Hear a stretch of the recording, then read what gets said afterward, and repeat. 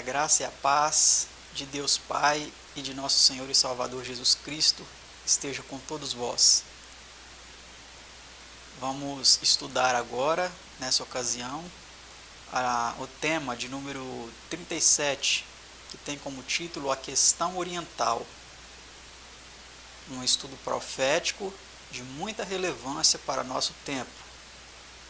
Antes, porém, de darmos início, eu convido você que se coloque de joelhos juntamente comigo para levarmos a Deus uma prece. Vamos orar?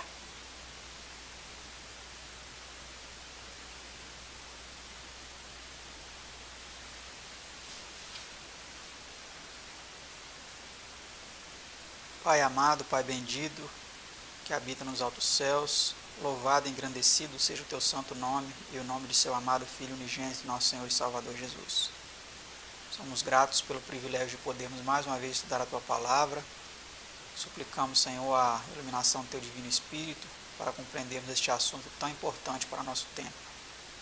Abra nossa mente, o nosso entendimento, abençoe os nossos telespectadores, para que possamos juntos, Senhor, compreender um pouco melhor este assunto profético da tua palavra. Te pedimos essas bênçãos em nome do seu amado Filho unigênito, nosso Senhor e Salvador Jesus. Amém.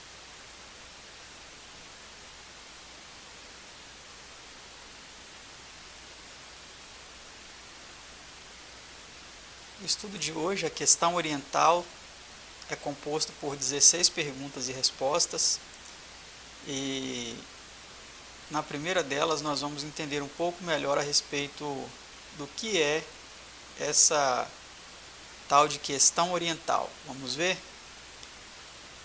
Pergunta de número 1 diz assim: resumidamente defina o que é a questão oriental.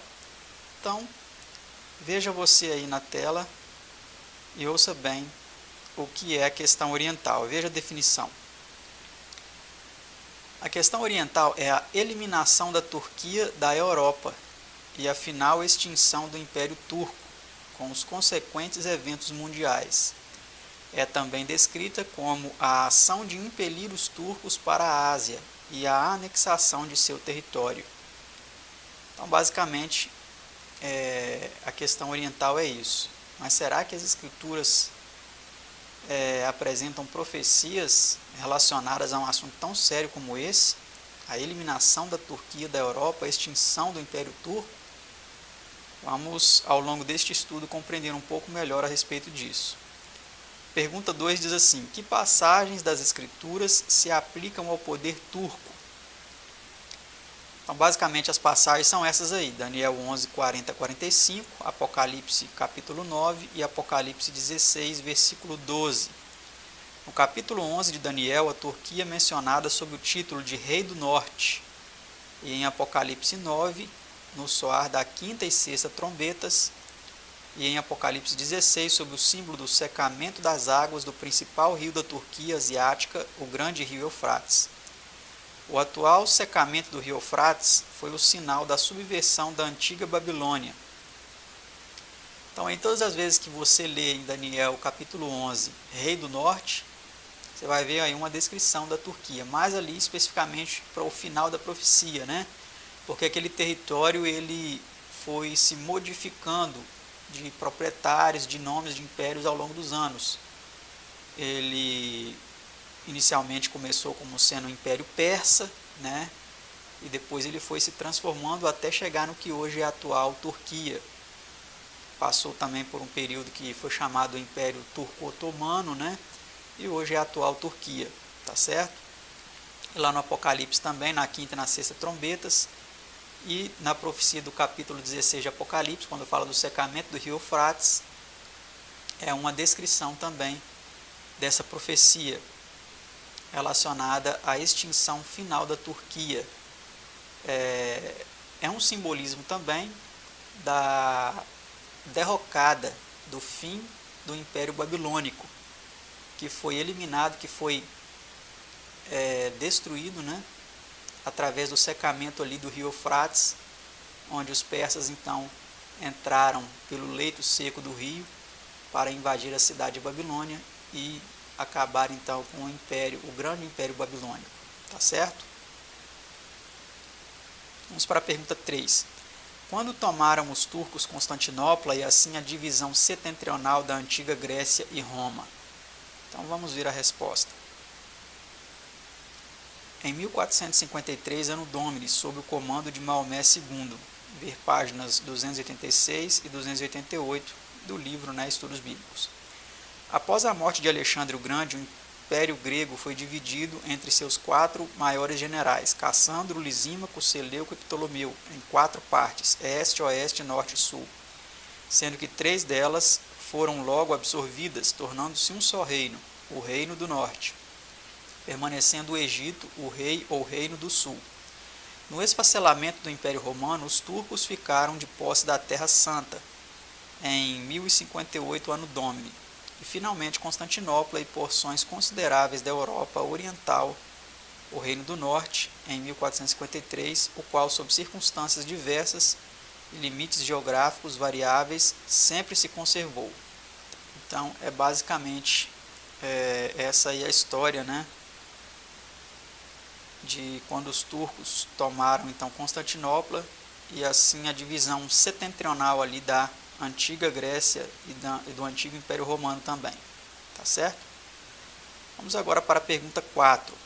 Como tem sido considerada a Turquia pelas nações europeias? Veja a resposta em sua tela. Diz assim: os turcos têm permanecido quase insensíveis às influências da civilização europeia e seu governo tem sido uma verdadeira calamidade e maldição para os países sujeitos ao seu mando. Sempre foram tidos como intrusos na Europa, e sua presença lá motivou várias das mais sangrentas guerras dos tempos modernos. Gradualmente estão sendo impelidos para fora de suas possessões europeias e provavelmente não esteja muito longe o tempo em que serão alijados para além do Bósforo. General History de Myers, edição de 1902, página 463. Então aí essa é a descrição,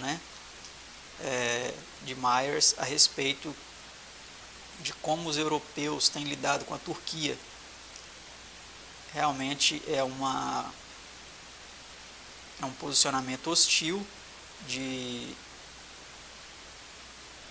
separação, dos turcos aí da Europa, e ao longo dos anos isso tem se manifestado de uma forma muito exacerbada em várias ações políticas e militares aí ao longo dos anos, Vamos para a pergunta 6.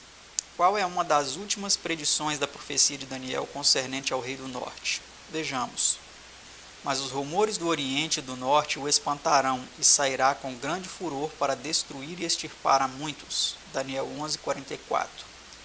Sobre isso, o Dr. Adão Clarke, escrevendo em 1825, diz: se for compreendido o governo turco como nos versos precedentes, pode-se entender que os persas a leste e os russos ao norte algum dia causarão grande embaraço ao governo otomano. Tal foi verdadeiramente o caso, e estas condições sazonaram na Guerra da Crimeia, de 1853 a 56, entre a Rússia e a Turquia.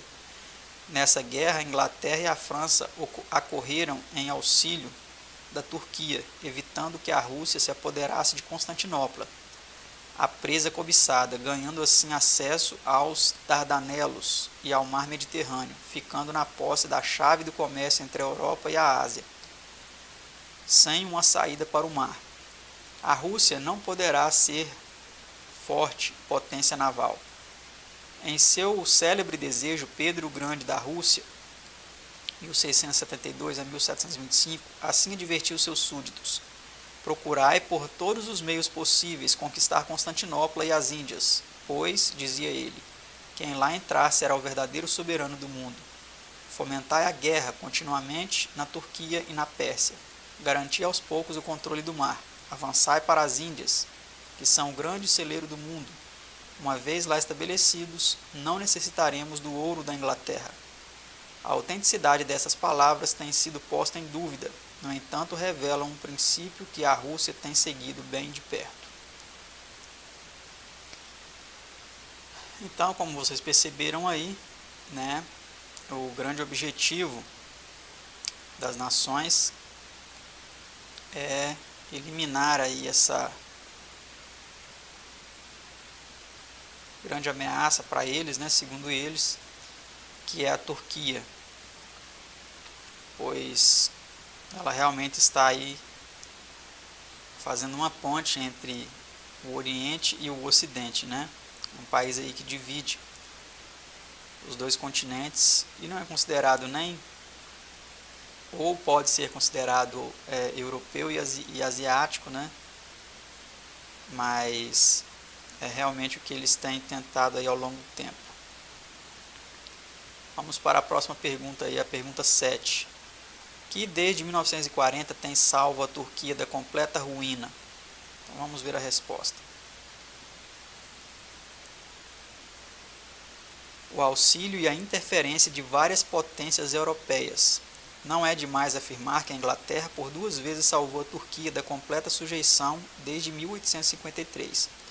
A nossa ação, em grande parte, na maior parte, é devida à sua existência e integridade como Estado independente. Em ambas as ocasiões, arrastamos conosco as potências da Europa para manter o governo otomano. Duque de Argyle, 1895, em The Turkish Armenian Questions, página 17. Nós vemos aí o interesse, né, da Europa, considerando a soberania da Turquia, etc., manter, né, este Estado. Mas vamos ver em que rumos tudo isso chegará um dia. Pergunta 8. Por que essas potências auxiliaram a Turquia? Vejamos a resposta. Não por amor à Turquia, mas pelo temor das complicações internacionais que a sua queda poderá acarretar. Em seu discurso em Mansion House, em 9 de novembro de 1895, Lord Salisbury, respondendo ao geral clamor pelo aniquilamento do poder turco, disse: a Turquia detém a notável posição que vem ocupando por meio século, principalmente porque as grandes potências do mundo resolveram que para a paz da cristandade é necessário que o Império Otomano subsista. Chegaram a essa conclusão há cerca de meio século. Penso não haverem mudado de opinião. O perigo, se o Império Otomano cair, não seria meramente o que ameaçaria os territórios de que é formado o Império. Seria o perigo de que o fogo lá acendido se espalhasse pelas outras nações, envolvendo numa luta perigosa e calamitosa tudo que é mais poderoso e civilizado na Europa. Foi isso que preocupou nossos pais, quando resolveram fazer da integridade e independência do Império Otomano um assunto de tratado europeu, e esse perigo ainda não passou. A questão balcânica ou do Próximo Oriente tem sido um dos mais complicados problemas políticos da história do mundo por cerca de meio século. Por 4,5 séculos, ou desde que os conquistadores turcos atravessaram o Bósforo e tomaram Constantinopla, continua em pé a terrível disputa para despojá-los pela guerra e pela diplomacia. Revista Americana das Revistas, novembro de 1912. Há mais de um século, Napoleão, quando prisioneiro em Santa Helena, explicou que se fosse ainda imperador da França, não permitiria que Alexandre, czar da Rússia, se apoderasse de Constantinopla, prevendo a quebra do equilíbrio europeu. Nós vemos aí, né, as questões que envolvem as nações ao longo da história, em sua luta contra a Turquia e a sua supremacia naquela região. Vamos para a pergunta 9. Qual é a previsão divina quanto ao futuro e queda final do Rei do Norte? Então vamos ver a profecia que aponta para o fim deste célebre e grande império, o Império Turco. Estamos vivendo tempos atuais em que aí Recep Erdogan tem buscado manter a sua supremacia e aumentá-la ainda mais, querendo reviver aí os tempos de califado e punindo aí os dissidentes com prisão e pena de morte. E aparentemente tem buscado aí reviver a glória do Império passado otomano. Mas será que tudo isso realmente se sustentará? Ou isso terá um fim?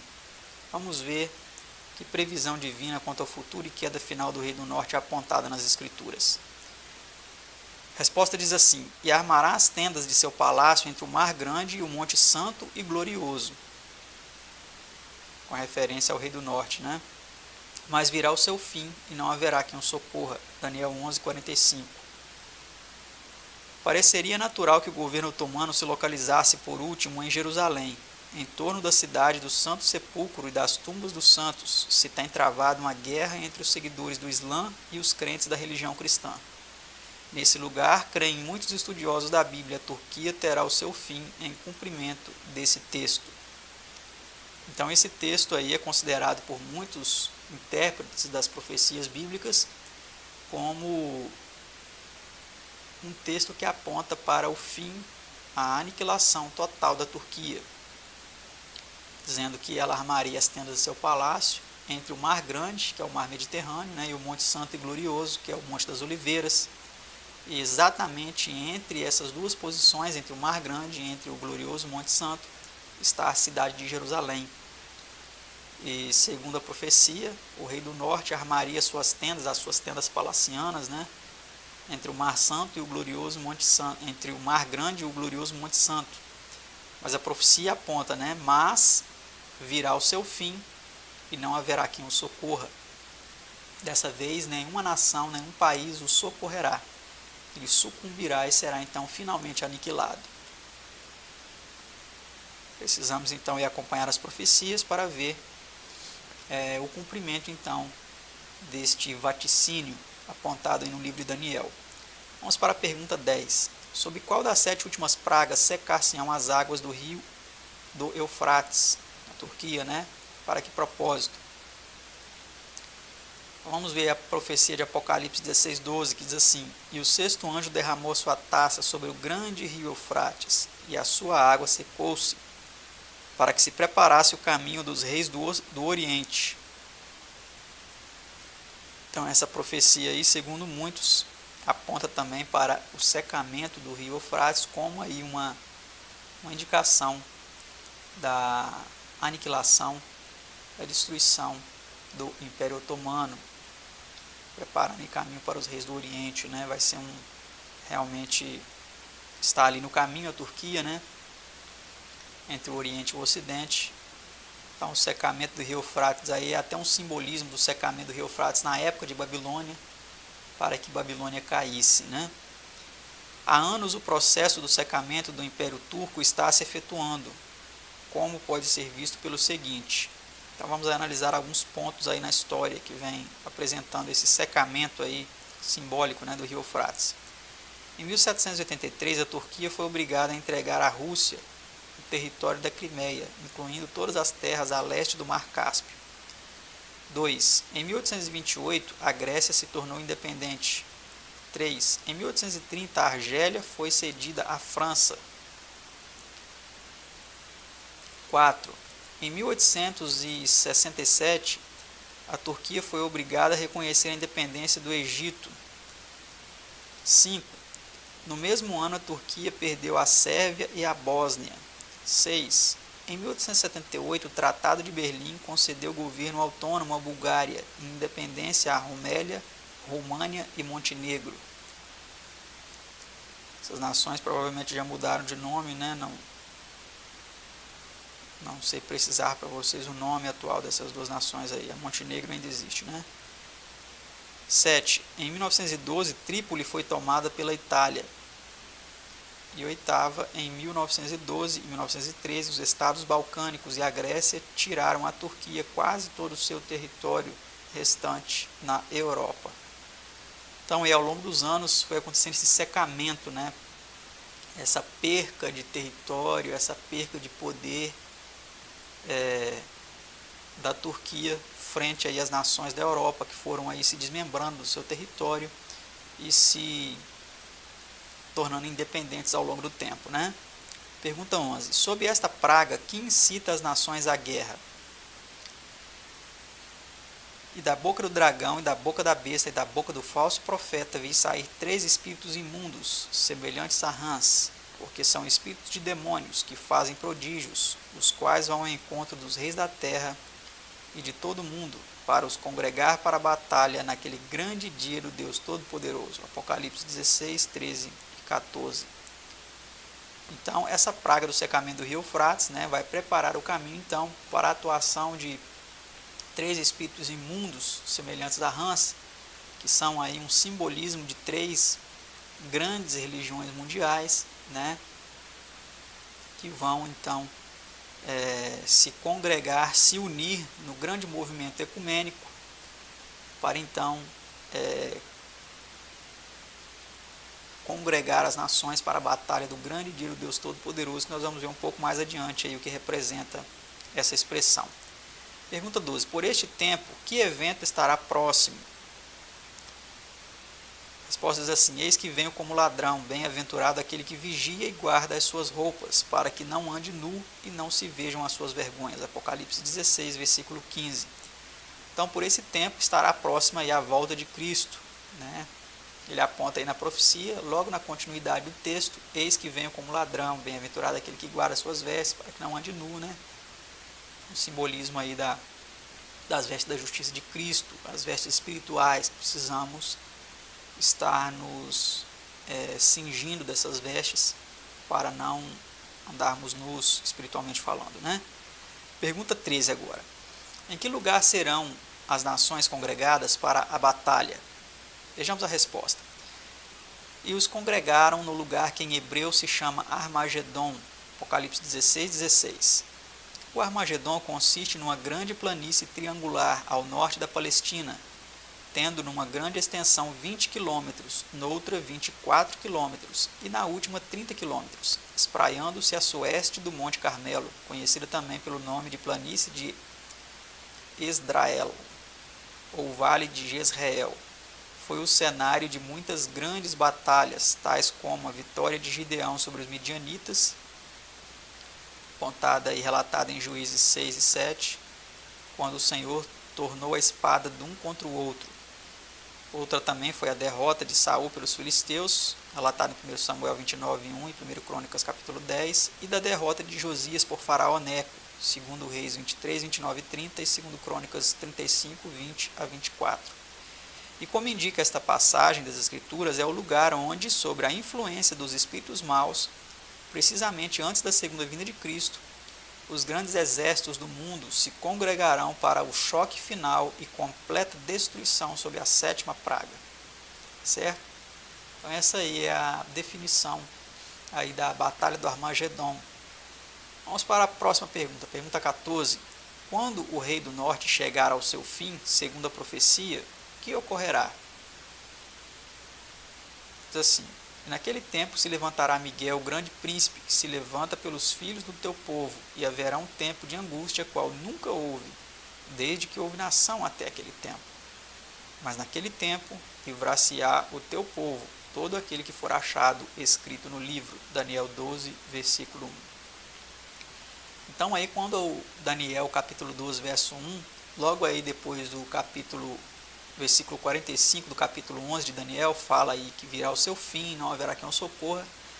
Fala naquele tempo, o tempo que acontecer isso, né? A extinção do Império Turco, a eliminação do Império Turco, quando ele, de uma medida desesperada, vai tentar invadir a Terra Santa e instalar ali as suas tendas palacianas, o seu governo. Mas quando vir o seu fim aí, a sua derrocada, a sua extinção, a sua eliminação total, a sua destruição total. Então a profecia aponta logo na continuidade que naquele tempo se levantará Miguel, o grande príncipe, e haverá um tempo de angústia qual nunca houve, desde que houve nação até aquele tempo. Mas naquele tempo livrar-se-á o seu povo, todo aquele que for achado inscrito no livro, que nós sabemos aí que é o livro da vida também apontado em Apocalipse. Né? Então, no tempo dessa profecia, um pouco em seguida, esse se levantará Miguel, é quando Cristo se levanta do santuário celestial, deixa as vestes de sacerdote, assume as vestes de juiz, para vir julgar, né, e resgatar o seu povo, seus escolhidos, e levá-los para o céu. Essa nota explicativa em nosso estudo fala um pouco melhor a respeito disso, né? Vem dizendo assim: a expressão se levantará ocorre 8 vezes nesta série de profecias, em Daniel 11 e 12, e sempre no sentido de reinar. Ver Daniel 11, 2, 3, 4, 7, 14, 20, 21 e 12, 1.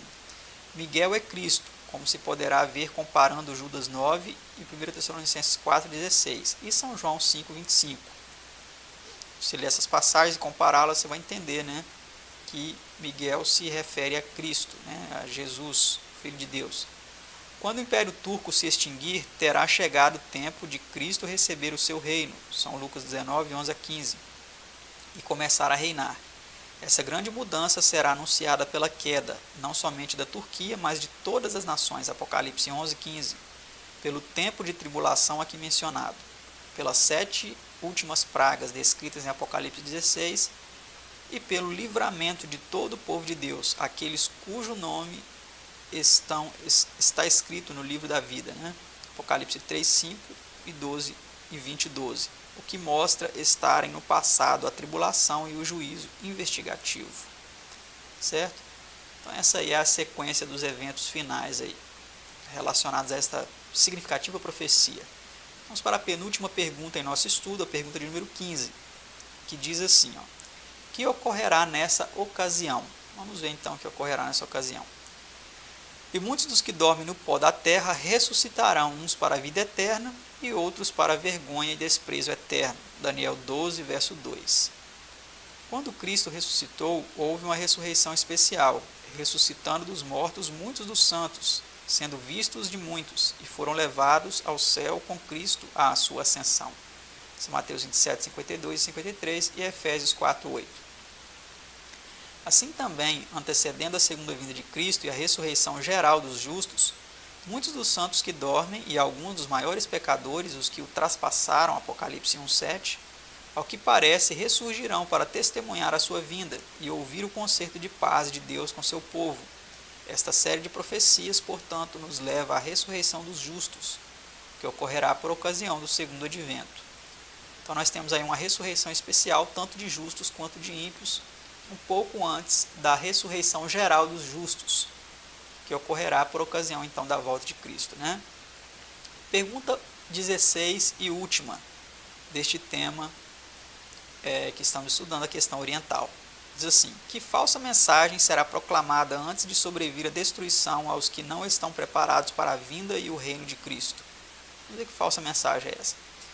Porque vós mesmos sabeis muito bem que o dia do Senhor virá como ladrão de noite, pois que quando disserem a paz e segurança, então lhe sobrevirá repentina destruição, como as dores de parto àquela que está grávida, e de modo nenhum escaparão. 1 Tessalonicenses 5, 2 e 3. Então a falsa mensagem que será apresentada nesse tempo é uma proclamação mundial de paz, né? Muitos estarão pregando, proclamando que chegou um período de paz, agora vai reinar a paz, a tranquilidade. Cuidado.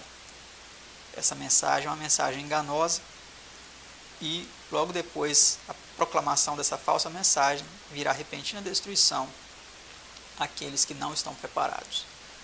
Vamos aí para essa última nota em nosso estudo que diz assim: as chamadas nações cristãs não irão à Palestina meramente para expelir de lá os turcos, como nas cruzadas dos séculos 12 e 14.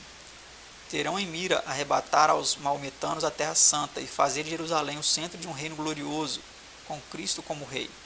O papado mesmo, pensam alguns, a esse tempo transferirá sua sede para Jerusalém e fará uma grande proclamação pró-paz, concitando as nações a transformarem suas espadas em arados e suas lanças em foices, a todos convidando para irem ao monte do Senhor, como é descrito em Isaías 2, 2 a 5 e Miqueias 4, 1 a 5.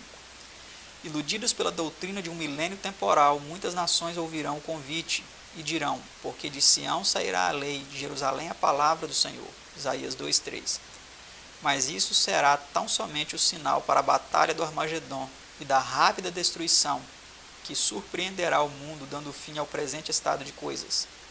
Ver Apocalipse 19, 17 a 21 e Ezequiel 38, 14 a 23 e 39, 17 a 22. Tudo indica estarmos rapidamente nos aproximando da consumação desses eventos. Certo, amados?